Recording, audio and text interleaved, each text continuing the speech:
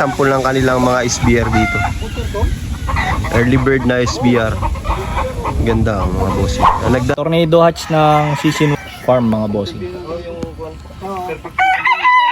Walang kulay mata. Secret white pure mga bossing. Isang tornado hatch dito sa Sissin mga bossing. Ganda. Ayun, good morning mga bossing. Panibagong farm tour, panibagong farm visit na naman tayo. At ang na-visit natin ngayong farm mga bossing ay ang farm ng Sissin mga bossing. Ito yung mga gumagawa, ito yung farm na gumagawa ng mga magagandang klaseng mga incubator mga bossing. Ayan, yung kanilang farm. At ang ipapakita namin sa inyo ngayon mga bossing, yung kanilang mga linyada dito mga bossing. Ito, may papakita tayo sa inyo yung isang magandang henny mga idol. Bossing, example ng kanilang mga linyada dito.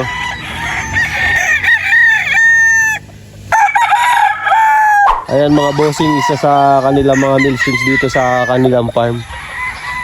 Medium to high station mga idol. Quality check oh.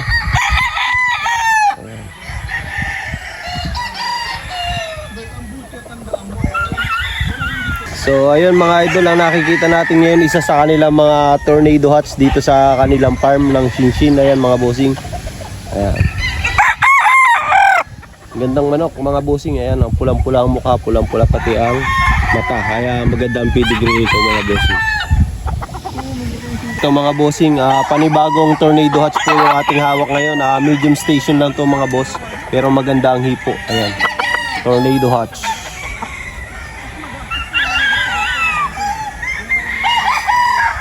Ito mga boss, isa sa mga example ng kanilang hatch dito. Ayan mga boss. Ganda. Ito mga bossing, ang nakikita natin ngayon, isa sa mga example ng kanilang mga SBR dito. Early bird na SBR. Ganda mga bossing. Nagdadala rin pala sila sa expo dito mga bossing. Ito yung kanilang ito mga boss, isa pa rin sa example ng kanilang SBR dito sa kanilang farm. Ayan mga bossing. Medium station lang mga boss. Pero ang ganda ng tindig niya oh. Ayan mga boss, SBR.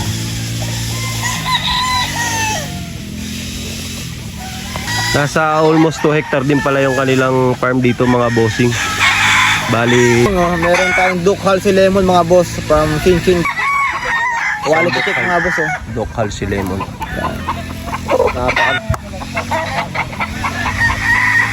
Duke Halsey Lemon. Ito mga boss, isample lang kanilang possum sweater dito. Straight kong possum sweater. Ito mga idol, sample lang kanilang possum. Ayan mga idol, sample lang kanilang possum sweater.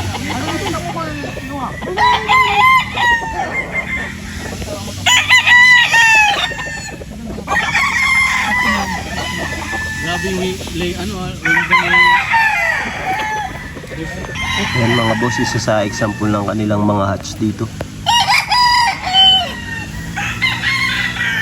Yan. Isa sa kanilang mga linyada nga. Medium station lang to mga bossing.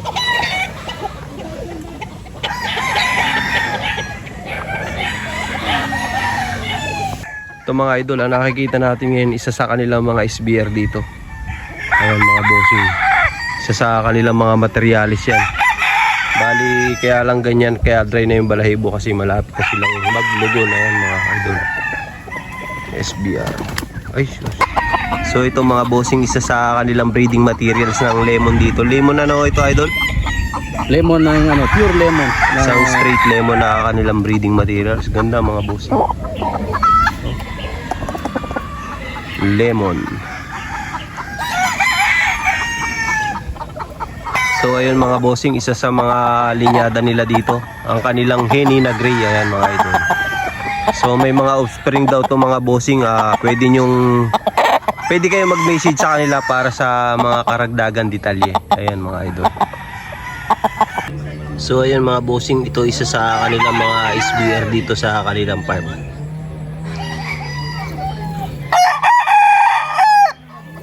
Ayan mga bossing. Batch ng sisig farm mga bossing. Walang pula yung mata. Oh. Ito hatch. Quality. Ito mga bossing ang kanilang lemon dome dito sa farm nila yan mga bossing. Medyo nagpapalitan ng mga balahibo bali. Isa rin to sa mga producer nila ng dome dito mga boss. PM lang sa interesado. Yan. Isang tornado hatch dito sa Shishin mga bossing. Ganda. May dots, Banahaw Lights.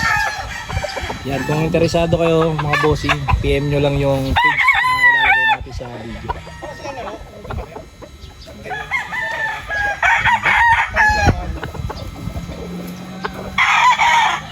So ito mga bossing, perfection rounded. Banahaw Lights din. Yan, Banahaw Lights. Pure to. Ayan mga boss. Yan, ganyan yung mga sample ng mga linyada dito sa Shishin Farm mga bossing. Ito, isa Anong ano to ma'am? Saan galing breeder to? Yung claret, LDT. Hindi, ito ano yan, kay Mayor Edsa. Howard Bell Claret yan. Howard Bell Claret. Yan mga bossing. Kay Mayor Edsa daw. Ito yung sample. Yan. Straight comb, white-legged. Yan, may bandera din. So ito mga bossing yung sample ng Secret White ni Master Lance de la Torre. Yan. Straight comb na sinibalang. Secret White pure mga bossing. Yan. Authentic yan ma'am. Authentic yan mga bossing. Ayun mga idol, ayun ang secret. Ayan mga bossing, nandito na tayo sa extension ng farm ni Mama Dama. At ayan, yung pinakita namin sa inyo kanina mga bossing, ilan doon ang halos mga pang-out nila yun. So mag-message na lang kayo sa mga magugustuhan ninyo. Yung mga gray nila dito mga bossing, LDT line to. Mga LDT line yung mga linyadang nandito nila. Ito mga bossing, isa sa mga na-produce nila na hatches dito sa kanilang farm mga bossing. So ready to share din to sa mga makakagusto mga idol.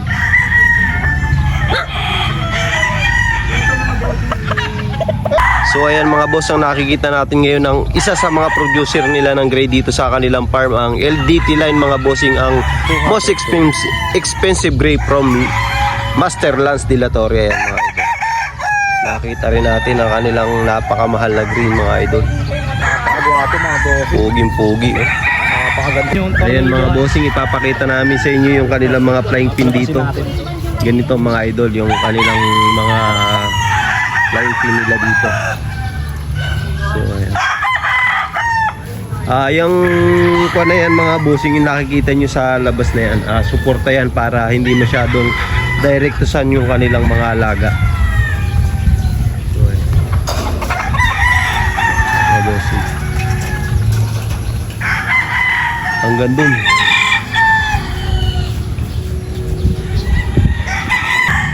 So ito mga bossing, isa sa mga personal breeding materials nila dito, napakapugi. Ayan, may nakita tayong isang magandang gold dito mga idol, early bird.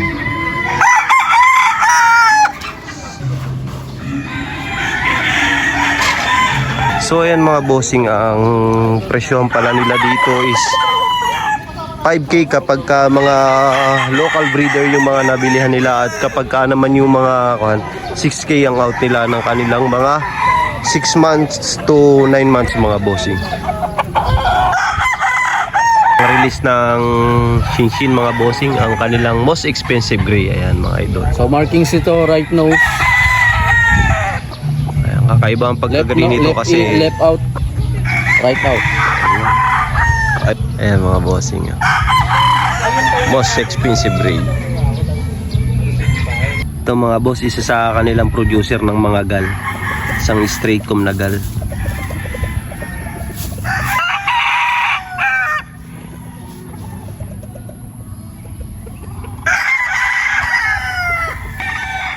Ito mga boss, isa sa mga example ng kanilang kuwan dito, mga pinaparami. Ito mga boss, isa pa rin sa kanilang mga linyada dito. Ang mga linyada pala dito ay mga SBR at mayroon din silang mga butcher dito mga bossing. So mga boss, isa sa kanilang mga LDT gray mga bossing. Most expensive gray ng Sishin mga bossing.